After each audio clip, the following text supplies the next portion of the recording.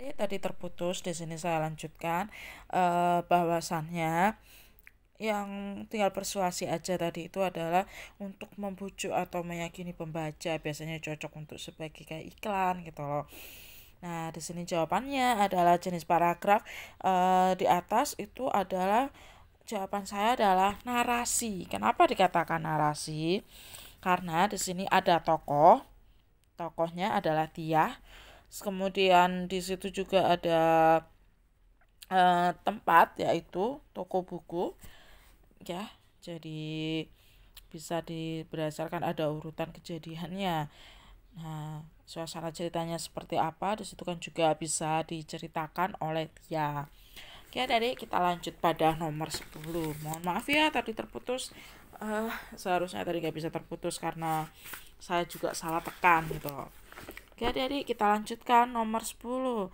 Perhatikan paragraf berikut ini itu adik-adik harus membaca terlebih dahulu. Akhir-akhir ini pencurian kendaraan bermotor semakin merajalela di pasar, perumahan, perkampungan, rumah sakit, dan tempat umum. Bahkan di sekolah tidak luput dari ancaman curanmor.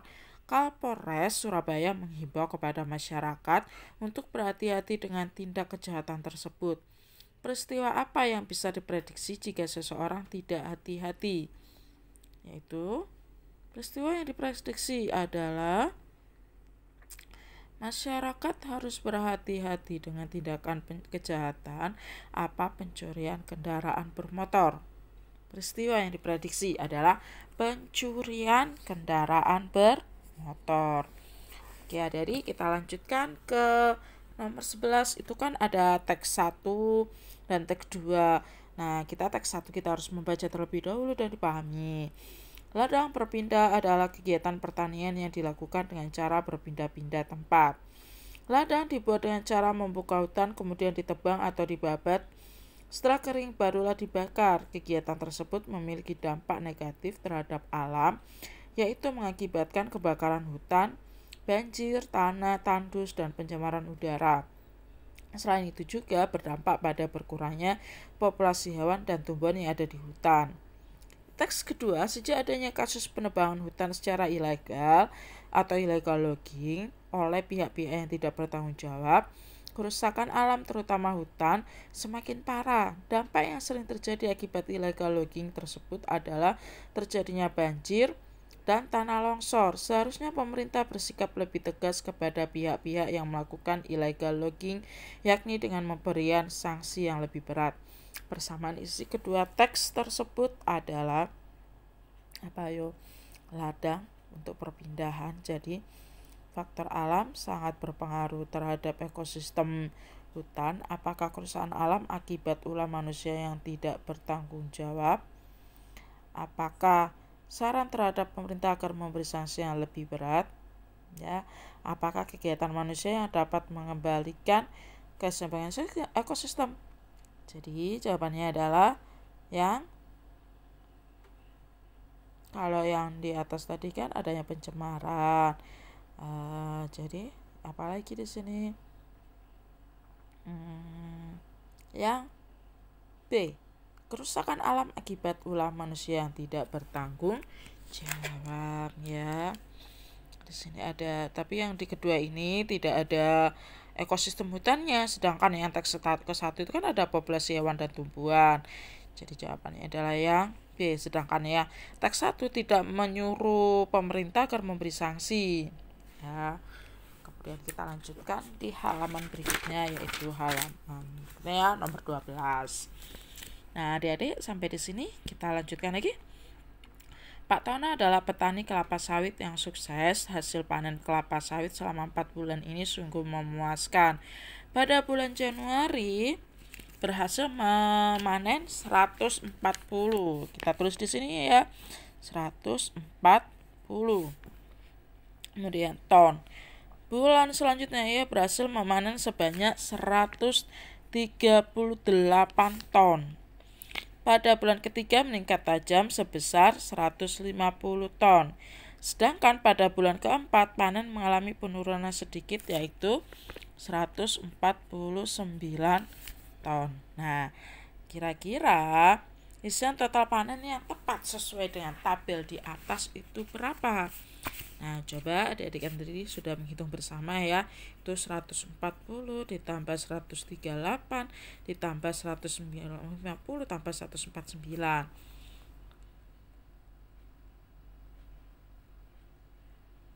Berarti berapa? Berarti 7 ya. Ini ya 7. Berarti kita gini. Kita coba hitung di sini ada di sini 140 oke, ditambah 138 terlebih dahulu biar kita mudah. 0 tambah 8 8, 4 tambah 7 4 tambah 3 7, 21 tambah 1 2. Kemudian ditambahkan lagi 150, 8 tambah 0 8, 7 tambah 5 berapa? 7 tambah 5 12. 12 sisa 1 ya. 2 3 4. Ditambah lagi dengan 149. 9 tambah 8 17. Terus kemudian 4 tambah 2 6 7. Kemudian 4 tambah 1 sama dengan 5. Berarti 577.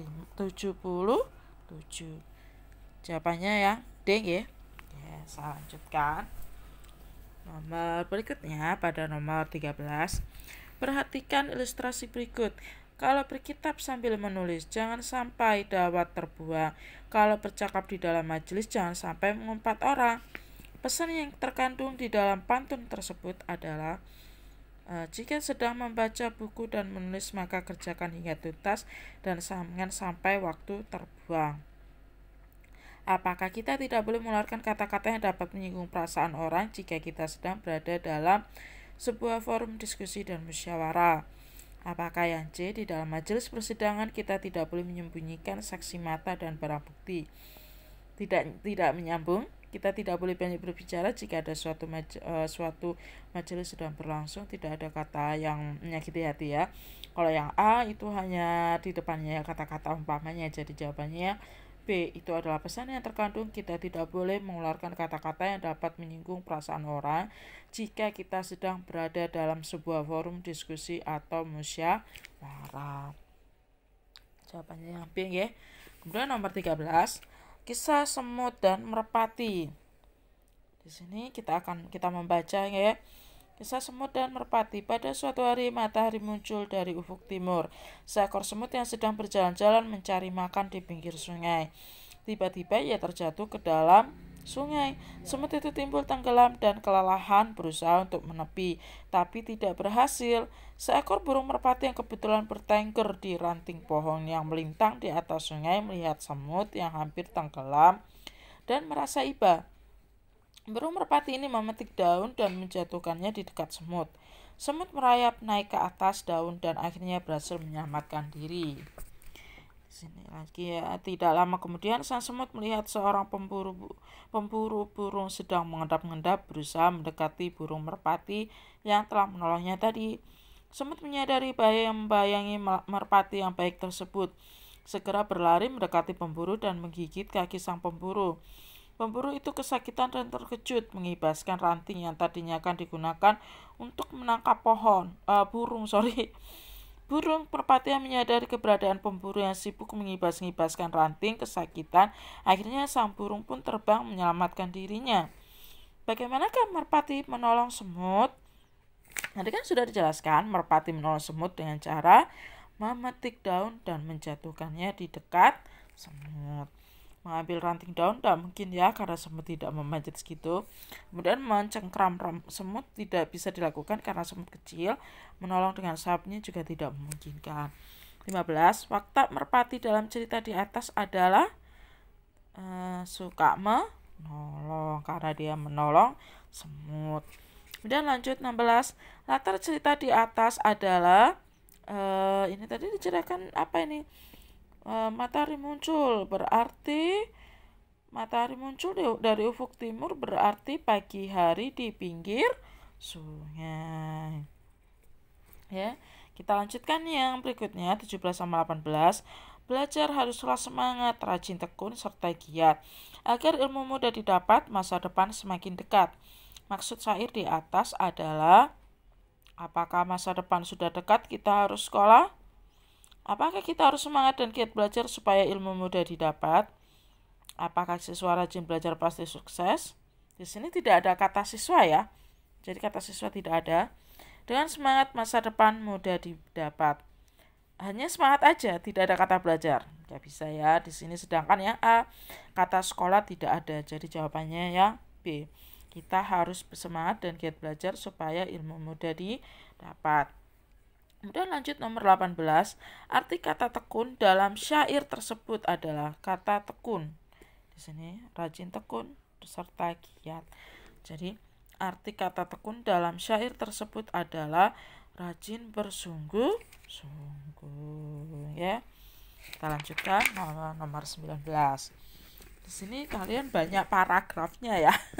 Oke, kita akan membaca lagi untuk nomor 19 sampai 20. Kita harus bisa belajar cepat agar kita bisa memahaminya. Suatu hari di hutan lindung di Amerika Serikat ada dua binatang yang selalu berteman bernama bee, lebah dan bir, beruang. Mereka selalu bekerja sama untuk mencari makan. Bir menunjukkan letak bunga yang terdapat nektarnya dan bee akan membuat madu untuk bir. Sebab itu mereka berteman. Bir mempunyai cadangan madu yang banyak untuk bir karena hari ini bir berulang tahun. Karena hadiah ulang tahunnya berupa kejutan, Bir berpura-pura menusuk hidung Bir yang sedang tidur. Bir langsung marah dan menjatuhkan sarang burung sampai telur pecah. Ia juga menginjak-injak kebun wortel punya kelinci, bahkan mencakar-cakar pohon dengan kuku-kukunya yang tajam. Penyebab terjadinya konflik dalam teks tersebut adalah, apakah Bir berulang tahun? Konflik loh ya. Jadi bee menjahili Bir ya, karena meskipun dia ulang tahun tapi dia tetap menjahili yang namanya Bir. Bir ya, konfliknya loh, ini konflik bukan bukan dikatakan kalau Bir ulang tahun kan berarti ini bukan konflik gitu loh. Apa yang terjadi apabila bee tidak menusuk hidung Bir? Jadi mereka makan madu bersama, tidak menusuk berarti Bir tidak marah ya kan. Nah, kita lanjutkan untuk nomor 21 dan 22. Sintar, seorang bocah berusia 6 tahun, menampakkan bakti dan kasih sayangnya kepada sang bunda. Sinta hanya menghabiskan masa kecilnya di rumah bersama dengan ibunya karena ayahnya merantau ke negeri Malaysia. Sejak ibunya sakit lumpuh, Sinta lah yang merawat ibunya. Bahkan Sinta sering terlambat ke sekolah karena mengurus ibunya terlebih dahulu.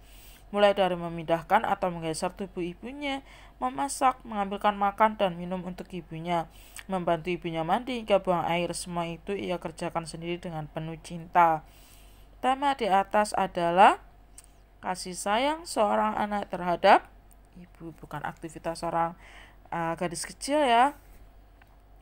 Kemudian kita lanjutkan. Yang C ini penderitaan seseorang yang lumpuh kan ibu kan. Kita lanjutkan dua-dua. Sikap yang menunjukkan keteladanan tokoh Sinta adalah, apakah anak yang merawat sang ayah sedang sakit? Tidak, ayahnya sedang merantau. Anaknya berbakti dan sayang pada sang ibu ya. Dia masih sayang sama ibu karena dia masih sekolah, dia bukan bekerja keras. Kemudian D, anak yang tinggal sendirian karena ditinggal kedua orang tuanya, ibunya masih ada. Nah, adik-adik, kita lanjutkan untuk nomor 23. Kira-kira pembahasan dari 1 sampai 22 paham ya? Nah, kita lanjutkan ya. Nomor 23. Di sini Anggi baru pulang sekolah siang itu. Ia bergegas ke kamar berganti baju lalu makan siang. Setelah makan, ia harus segera mencuci kedelai untuk dibuat tempe. Barulah kemudian dia bisa beristirahat. Pukul 15.00 waktu Indonesia Barat, dia melaksanakan kegiatan yang lain, yaitu belajar kelompok bersama Sabrina, Naila, dan Winda. Sekalipun lelah, ia melakukan dengan semangat. Ia tidak pernah melalaikan tugas, baik tugas sekolah maupun tugas membantu orang tua. Nilai moral positif pada cerita tersebut adalah bertanggung jawab ya. Kemudian kita lanjutkan 24. Banjir yang melanda Jakarta disebabkan oleh berbagai faktor. Penyebab banjir tersebut antara lain curah, titik-titik yang tinggi, sistem drainase yang buruk, jebolnya tanggul di wilayah Jakarta, dan meningkatnya volume 13 sungai yang melintasi Jakarta. Tercatat Bogor, Bekasi, Depok, dan Tangerang juga mengalami hal yang sama pada masa ini. Istilah yang tepat untuk melengkapi paragraf tersebut adalah curah hujan. Karena apa? Adanya sistem drainase ini yang buruk, kemudian adanya jempol tanggul Jakarta meningkatkan volume 13 sungai, maka yang terjadi adalah banjir. 25. Kegiatan itu bertujuan untuk memupuk titik-titik siswa-siswa di bidang olahraga dan seni. Kata yang tepat untuk melengkapi kalimat di atas adalah bakat. Ya. Menurut 26, perhatikan ilustrasi berikut. Meskipun berkali-kali ibu menasihatinya, Agil tetap saja berangkat ke sekolah tanpa mengenakan helm. Akibatnya, saat ini Agil dirawat di rumah sakit. Dia mengalami luka serius di kepalanya karena terbentur saat mengalami kecelakaan. Agil memang anak yang tidak mau menurut nasihat ibunya agar mengenakan helm saat berkendara, tidak pernah ia dengarkan. Ungkapan yang sesuai dengan ilustrasi tersebut adalah naik pitam sama dengan marah, besar mulut sama dengan cerewet, kepala dingin. Kalau jadi jawabannya adalah dia dinasihati berkali-kali tidak paham, berarti dia disebut kepala batu. Lanjut ya Dedek. 27. Ilham adalah seorang anak yang pandai. Peringkat 1 selalu ia dapatkan berbagai lomba, sering ia ikuti, dan ia juara. Meskipun pandai dan dilahirkan dari keluarga kaya, tetapi Ilham tidak sombong. Peribahasa yang sesuai dengan ilustrasi di atas adalah kalau tong kosong nyari bunyinya, besar ngomongnya tetapi tidak ada bukti. Seperti ilmu padi, semakin berisi semakin merunduk. Padi itu semakin merunduk ya? Ya, sekali merengkuh dayung 2-3 bola terlampaui, tidak, air cucuran jatuhnya di belimbing jari. Jawabannya ya. Ya. 28. Perhatikan petunjuk penggunaan kipas angin. 1. Periksa menu tombol, pastikan tombol off. Kemudian 2. Pasang steker pada stop kontak. 3. Bla bla bla. 4. Tekan tombol kecepatan sesuai yang diinginkan. 5. Tekan atau tarik tombol untuk menentukan arah yang diinginkan. 6. Tekan tombol off jika sudah selesai menggunakan. Jadi ini kan yang digunakan adalah tombol on. Jadi kalimat yang tepat untuk melengkapi penggunaan kipas angin adalah tekan tombol on untuk menyalakan. Kemudian nomor 29, urutan kalimat tepat agar menjadi paragraf padu. Nah, berarti yang pertama adalah kita coba untuk ke 1. Sepintas kampung itu terlihat nyaman dan asri. Mereka menderita akibat adanya limbah industri yang mencemari sungai dan sumber-sumber mereka.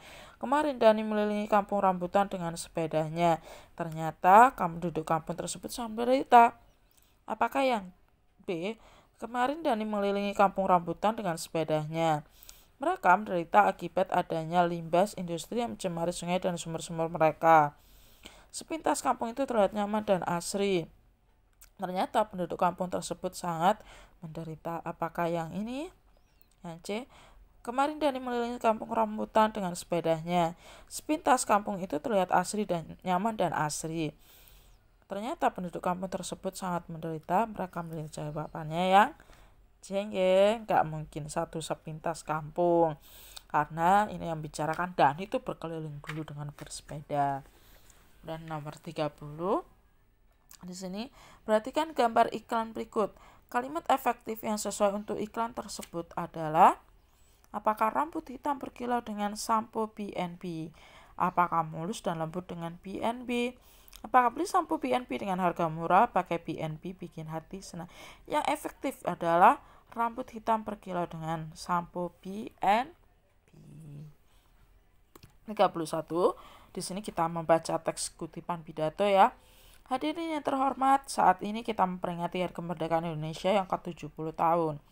Kita hendaknya berterima kasih kepada para pahlawan yang telah gugur mengorbankan jiwa dan hartanya demi mencapai kemerdekaan. Meskipun negara kita telah merdeka, perjuangan para pahlawan harus tetap kita teruskan. Kemerdekaan kali ini harus kita pertahankan sekuat tenaga agar Indonesia tetap jaya, selalu dan mampu mengikuti kemajuan zaman. Perjuangan untuk negara bisa dilakukan oleh setiap orang sesuai dengan bidang masing-masing. Kalimat ajakan yang tepat untuk melengkapi pidato di atas adalah apa ayo? Apakah oleh karena itu, sebagai seorang pelajar, marilah kita giat belajar, karena dengan giat belajar berarti kita telah menghargai jasa-jasa para pahlawan yang telah gugur. Apakah yang B? Semoga arwah para pahlawan kita diterima baik di sisi Tuhan dan negara kita mampu mengikuti kemajuan zaman. Apakah yang C? Dirgahayu Indonesiaku, jayalah selalu, semoga persatuan dan kesatuan bangsa tetap terjaga. Apakah saat ini tanggung jawab kita dalam menjaga keutuhan bangsa dan negara agar tidak kembali dijajah oleh negara lain? Jadi jawabannya apa ini, ayo? Karena kan pengen hari kemerdekaan. Jadi bisa mengatakan apakah dirgahayu? Apakah saat ini tanggung jawab?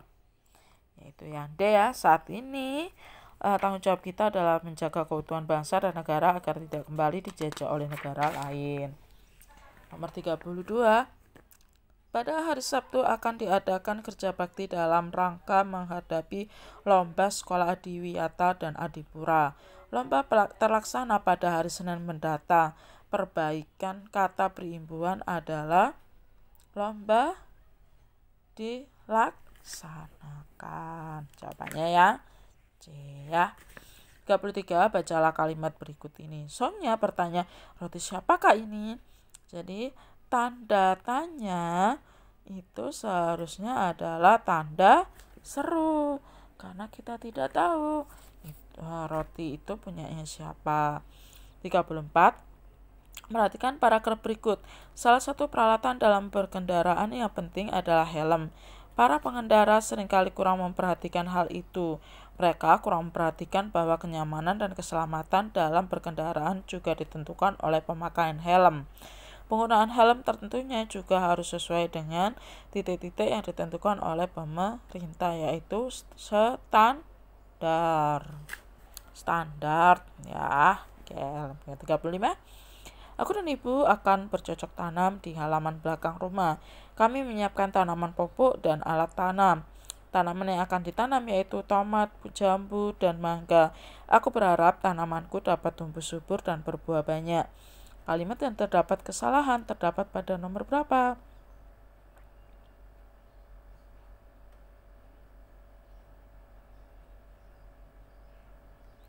Ada yang tahu? Jawabannya adalah yang kedua, karena tidak ada tanda baca. Sekarang kalau yang kedua kan ini loh, kami menyiapkan tanaman, pupuk dan alat. Nomor 3 sih, tanaman yang akan ditanam yaitu ini ada harusnya titik 2 bukan koma ya. Nah, lanjut 36. Perhatikan paragraf berikut. Malam minggu yang lalu aku diajak ayah pergi ke toko buku. Tempat toko buku itu cukup jauh dari rumahku. Oleh karena itu, aku dan ayah harus naik bus. Di sepanjang jalan, kendaraan tak titik-titik bersimpang siur memenuhi jalan. Tak berhenti-henti bersimpang siur memenuhi jalan, atau tak henti-henti kan. Berhenti-henti tidak cocok ya, jadi henti-hentinya. 37, perhatikan kalimat berikut. Van, apakah kamu mau ikut Boni? Tentu saja kamu mau ikut, kita belikan oleh-oleh ya untuk Boni. Boni senang buah jeruk deh. Ayo kita beli buah jeruk untuk Boni. Jadi jawabannya ayo titik, kemudian Van, koma ya. Jadi jawabannya ya di 38. Penulisan kalimat dengan ejaan yang benar adalah novel Dylan 1990 adalah novel yang dikarang oleh B.D. Baik. Koran Jawa Pos terbit. Salah ya, ini harusnya huruf C besar. Kegiatan Jumat bersih dilaksanakan setiap hari Jumat. Ibu Risma mendapat undangan dari Gubernur Jawa Barat. Jadi jawabannya yang D. Meskipun gubernur ini masih kecil. Nah, izinnya ini yang benar ya. Ya, kita lanjutkan 39. Penulisan ejaan yang tepat kalimat bercetak miring pada cuplikan laporan tersebut adalah sejumlah ruas jalan tergenang air akibat debit air Sungai Ciliwung yang meluap di kawasan Gunung Sahari, Mangga 2, Jakarta Utara. Aktivitas warga menjadi Mohon maaf adik-adik. Ini tadi saya agak sebelum, jadi kita lanjutkan ya. Jadi ini penulisan ejaan, sedangkan ini kita lanjutkan. Sejumlah ruas jalan tergenang air akibat debit air Sungai Ciliwung yang meluap di kawasan Gunung Sahari, Mangga 2, Jakarta Utara. Sejumlah ruas jalan tergenang di air akibat debit air Sungai Ciliwung yang meluap di kawasan Gunung Sahari, Mangga 2, Jakarta Utara. Apakah sejumlah ruas jalan air terkibat debit air Sungai Ciliwung yang meluap di kawasan Gunung Sahari, Mangga 2, Jakarta Utara? Apakah sejumlah ruas jalan tergenang air akibat debit air Sungai Ciliwung yang meluap di kawasan Gunung Sahari, Mangga 2, Jakarta Utara? Jadi tadi jawabannya B ya, karena ada titik komanya ya. 40. Perhatikan kutipan surat berikut. Ada Surabaya harusnya adalah koma ya. 17 April 2018 buat sahabatku Safira. Jadi jawabannya adalah yang A. Ya adik-adik. Di sini kita lanjutkan 41. Andi sambil menggerakkan tangannya, tinggal sedikit lagi yang belum dikerjakan. Ya, tetapi itu soal yang sulit. Kamu bisaan. Tidak ada istilah sulit. Mari kita, jadi jawabannya ini adalah, kan ini ayo kita coba. Kita tidak perlu mengatakan mari ini sulit. Jadi mari kita kerjakan sama-sama. Jadi memperbaiki tanda baca pada dialog tanda baca ini adalah tidak ada istilah sulit, koma. Jadi ayo kita coba dengan tanda seru ya. Kemudian nomor 42, cara membuat agar-agar. Nah, urutan cara ini bukan telur asin, tapi cara membuat agar-agar. Ya adik-adik ya, jadi urutan yang tepat adalah yang pertama ini adalah kita yang nomor 2 dulu ya. Masukkan air 3 gelas ke dalam panci, 1 bungkus agar-agar, dan 100 gram gula pasir 2 terlebih dahulu. Kemudian masak agar-agar tersebut di atas kompor hingga mendidih 1. Kemudian angkat dan tuangkan agar-agar ke dalam cetakan nomor 4. Kemudian tunggu agar-agar hingga dingin dan mengeras ya. Kemudian yang terakhir adalah agar-agar siap disantap ya. Kita lanjutkan untuk nomor 43. Perhatikan teks percakapan berikut. Jin, aku dengar akan ada lomba baca puisi di sekolah kita. Ya, iya, bulan depan. Lomba itu untuk memperingati Hari Peringatan Nasional. Cinta, oh baru tahu saya. Terus kalau mau ikut nanti mendaftar kepada siapa? Putri menjawab, kamu boleh mendaftar ke Bu Rini, guru bahasa Indonesia, atau kepada ketua kelas masing-masing. Nah, kalau kita membuat teks paragraf narasi itu adalah di sekolahan. Di sini ada lomba baca puisi. Di sekolah akan mengadakan lomba puisi, di sini tulis ya. Di sekolah diadakan ya lomba baca puisi yang dilaksanakan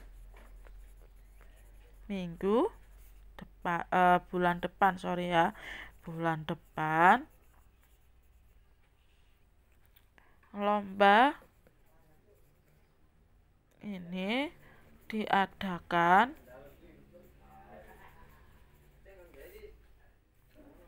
untuk